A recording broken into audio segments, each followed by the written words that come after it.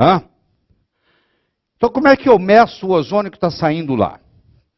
Se você for estudar na literatura, você vai ter vários modos de medir ozônio. Você pode medir em micrograma por cc, que é a mesma coisa que micrograma por ml. Centímetro cúbico ml é a mesma coisa. Você pode medir por grama por metro cúbico. Você pode medir em partes por milhão, ppm. Você pode medir em percentual. Você pode medir em gama. O mais usado internacionalmente é gama. Então você tem que aprender essa linguagem. Porque se você estiver conversando em Cuba, nos Estados Unidos, na Alemanha, qualquer lugar que você for e falar gama, a pessoa sabe o que você está falando. Então o cara que trabalha com ozônio, ele conversa em gama. Então, deixa eu mostrar para você. Muito simples. Um gama é igual a 1 micrograma por ml, que é igual a 1 grama por metro cúbico, que é igual a 578 partes por milhão, que é igual a 0,5%. Então isso aqui fecha tudo. Ó. Não tem mais nada para guardar. O que é um gama? É 1 micrograma por ml. Se eu estou dando 40 ml, eu estou dando 40 gama. É só eu multiplicar isso aqui por 40, eu vou ver quantas partículas por milhão tem. Eu não preciso saber partícula por milhão. Eu só preciso saber que o gama é 1 micrograma por ml. É um gama. Então eu vou dar 40 gamas. Vou dar 40 microgramas por ml. Concentração. Então é isso que interessa. E tem lugar que vai mencionar percentual. Então você já sabe que o percentual está aí. Certo? Então está combinado? Então com a conversa, qual a nomenclatura que nós vamos usar? Gama. Então você vai ver essa conversa. Eu dei tantos gamas, aí depois no dia seguinte eu dei tantos gamas, aí eu dei tantos gamas. Está feita a conversa. Então eu tenho 98% de oxigênio, 2% de ozônio, duplas ligações de aminoácidos e lipídios, peróxido. O que acontece? Esse ozônio que está aqui, antes dele se desfazer em molécula de oxigênio e átomo de oxigênio, ele vai nas duplas ligações dos aminoácidos e dos lipídios e forma uma coisa chamada ozonídeo. Quem funciona é o ozonídeo, não é o ozônio. Não é o ozônio que faz o efeito. Quem faz o efeito biológico é o ozonídeo. E como é que o ozonídeo é criado? O ozônio vai nos aminoácidos, nos lipídios, nas duplas ligações do corpo, quebra aquilo em pedacinhos, chamado ozonídeos. E quebra em pedacinhos relativamente curtos. Por isso que você pode fazer ozônio 2 vezes por semana. 1 vez por semana. Por quê? Você faz o tratamento do ozônio hoje, não acontece só hoje, fica 3, 4 dias atuando. Porque você formou aqueles ozonídeos, que são de cadeia curta, que vão atuar por vários dias. Por isso que você pode falar assim, ó, você vem aqui 1 vez por semana. Porque até a semana que vem ainda tem ozonídeos atuando. Você deve estar pensando assim, mas se o ozônio é tão rápido e desaparece, por que você faz tratamento às vezes 1 vez por semana? Porque você não é o ozônio, é o ozonídeo que você está vendo. Está vendo como começa a ficar fácil? Você vai poder explicar isso para o paciente. Ozônio, ao contrário de água oxigenada, peróxido de hidrogênio, e ao contrário do oxigênio hiperbárico, não forma radicais livres na presença de um pH menor que 8. Os estudiosos mostram isso com muita clareza. Os ozonídeos, através de oxidações intracelulares, realizam várias funções desejáveis. O indivíduo que é treinado em ortomolecular, ele acha que oxidação é coisa ruim, porque ele está estudando antioxidante. Então, tudo que é oxidação não serve. Sem oxidação não tem vida, querido. Você recebe energia através de oxidação. Você oxida a glicose para formar ATP. Se não houver oxidação no seu corpo, não tem energia. Se não houver energia, não tem vida. Nem sempre oxidação significa gerar radical livre, não. Nem sempre. Porque você pode tirar o elétron de uma estrutura e com isso não desestabilizar a estrutura que foi tirada, essa que foi tirada. Então, isso é um processo de oxidação da vida. Aqui estão os ozonídeos, os peróxidos. Se você for procurar na bioquímica, você vai ver que a palavra peróxido, todos os peróxidos têm essa estrutura, todos. Eles têm dois oxigênios ligados um ao outro, um radical de um lado e um radical do outro. Quando fala peróxido, você já lembra disso aqui. Quer ver, ó? H2O2, peróxido de hidrogênio. Peróxido, então tem que ter dois oxigênios. Pois é, H2O2 não tem dois oxigênios? Pois é, está ligado um no outro assim. Está assim, ó. Está aqui oxigênio, oxigênio, um hidrogênio de cá, um hidrogênio de cá. O radical, no caso aqui, é hidrogênio. Eu posso formar peróxidos que têm nitratos, que têm nitrogênio. São componentes de nitratos, que têm o OO também. Então, tudo que o ozônio produz, o efeito se termina no ozonídeo. O que é um ozonídeo? É isso aqui, ó. É um peróxido. O que é um peróxido? É essa estrutura que você está vendo aqui. Só que vai formar centenas delas diferentes. Não podemos ficar a vida inteira estudando elas. Porque tem várias ao mesmo tempo. São formadas simultaneamente. Olha só. Diminuição da lipólise, diminuição do metabolismo de ácidos graxos, deficiência nutricional, privação de sono, deficiência hormonal, toxicidade, infecções com vírus, com bactérias, com fungos, hipóxia, submetilação, que vocês conhecem, já fizeram comigo, isquemia, estresse, inflamação, hipoglicemia, isso tudo gera uma coisa no corpo chamada diminuição da utilização de oxigênio. Que nós chamamos, quer dizer, a literatura chama de hipóxia funcional. Você tem que entender esse conceito para entender o ozônio. O que é hipóxia funcional? Não é que esteja faltando oxigênio.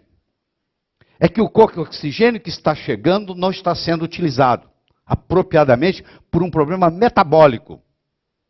À medida que você envelhece, você vai desenvolvendo o que se chama hipóxia funcional.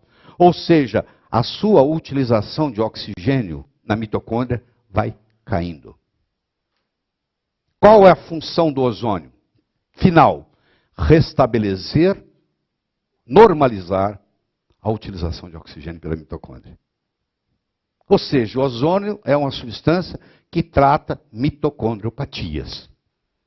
E as mitocondriopatias estão em todas as doenças. Por isso que o ozônio pode ser usado em qualquer doença e ser benéfico. Porque ele vai na causa. Ele vai na causa de tudo, onde ele melhora a utilização de oxigênio. Você pergunta assim, o que o ozônio faz? Ozônio, através dos seus ozonídeos, que são peróxidos, vai promover uma melhora na utilização de oxigênio pelas células. É assim que eu resumiria o que o ozônio faz. Muito bem. Quando você tem uma diminuição da utilização de oxigênio, também chamada de hipóxia funcional, isso cronicamente leva ao chamado mitochondrial decay. Traduzindo para o português, significa começa uma decadência mitocondrial. Isso acontece. Você não conhece aquele cara que era rico, poderoso, e à medida que os anos vão passando, ele começa a ficar pobre. E chega no final, ele não tem nem dinheiro para o enterro. Se o pessoal, os parentes precisam juntar para enterrá-lo, ele teve uma decadência. Pô. Então isso também acontece no corpo. A mitocôndria funcionou aos 20 anos, toda aquela maravilha. O jovem achou que ele devia ter saúde para o resto da vida. Ele continuou vivendo do mesmo jeito. Aí começou a diminuir a utilização de oxigênio por qualquer dessas causas acima aqui, ó. Aí houve uma decadência mitocondrial. Começou a desenvolver o que hoje nós chamamos de mitocondriopatia. Então essa mitocondriopatia leva a doenças degenerativas. E se não tratadas, levam à morte. Então, se eu vou lá e melhoro, acabo com a hipóxia funcional, se eu melhoro a utilização de oxigênio, eu começo a fazer uma biogênese mitocondrial. As mitocôndrias começam a se reproduzir de novo. Eu começo a aumentar a minha energia. Eu começo a tratar o que tiver para ser tratado. E ao invés de eu ir para a morte, eu continuo na vida. Então esse é o papel fundamental do ozônio. Aumentar a utilização de oxigênio a nível mitocondrial. benéfico em qualquer doença. Muito bem. Então eu tenho aqui o ozônio. Imediatamente, frações de segundo, eles vão lá e atacam os aminoácidos e os lipídios nas duplas cadeias, cadeia dupla, eles formam os ozonídeos, que são peróxidos. Esses peróxidos, agora, vão fazer um processo de oxidação, não se assuste, oxidação é vida, é necessário. Eu não estou falando que ele é um radical livre, estou falando que ele faz oxidação. Aí eu pego o NADH e transformo em NAD. Para quem não sabe, NAD significa nicotinamida, adenina, dinucleotídeo. Também dito em português, dinucleotídeo, de nicotinamida e adenina. Dinucleotídeo de nicotinamida e adenina. Toda a ação do ozônio está no NAD. Eu vou mostrar para você a importância do NAD na manutenção da saúde. Porque se eu não tiver NAD, eu não tenho nada. Por que eu não tenho nada? Porque eu preciso de NAD para formar o NADH. Para poder carregar o próton, para levar o hidrogênio até a crista da mitocôndria, para criar um gradiente, para produzir o ATP. Se eu não tiver NAD, eu não tenho ATP. Se eu não tiver ATP, eu não tenho vida. Então eu preciso do NAD para gerar meu ATP. O NAD é a matéria-prima com que eu trabalho. A relação NAD-NADH, numa pessoa saudável, no citosol, no citoplasma, é em torno de 700. Se você está com saúde, sobrando saúde, você tem 700 vezes mais NAD do que NADH no citoplasma. Ou seja, você tem energia à vontade. A hora que você quiser transformar NAD em NADH, a sua reserva de NAD está lá disponível. À medida que a sua reserva de NAD vai caindo, você vai envelhecendo. Você vai perdendo energia. Você quer assistir televisão e dormir, você não quer ir na festa à noite. Ah, estou cansado, hoje não. Aí você começa a diminuir a sua atividade. Você não quer ir mais fazer ginástica. Porque não é porque você não tem tempo. Você fala que não tem tempo. Você não tem NAD para fazer ginástica. Você deixa para amanhã. Um dia eu faço. Porque acabou o NAD. O NAD está pequeno. Aí você começa a fazer ozônio, você quer entrar na academia, quer fazer ginástica. Você começa a aumentar o NAD. Me acompanha. Vocês vão, mesmo quem trabalha com ozônio vai ter insights bonitos aqui. Vamos lá. O que acontece? Você vai aumentar o acetil-CoA. Ou vindo da glicose, ou vindo de ácidos graxos. O ozônio promove aumento de acetil-CoA. O acetil-CoA vai entrar no ciclo de Krebs. O hormônio promove aumento da utilização de oxigênio. Dependendo do paciente, você chega a ter até um aumento de 40% na produção total de ATP após uma sessão de ozônio. 40% de aumento em produção de ATP por melhor utilização do oxigênio. E você tem uma ativação do ciclo de Krebs para poder produzir mais rápido. É tudo que você quer para rejuvenescer, está aqui. Ó. Esse é que você está buscando. Isso é um anti-envelhecimento perfeito. Que todo mundo busca.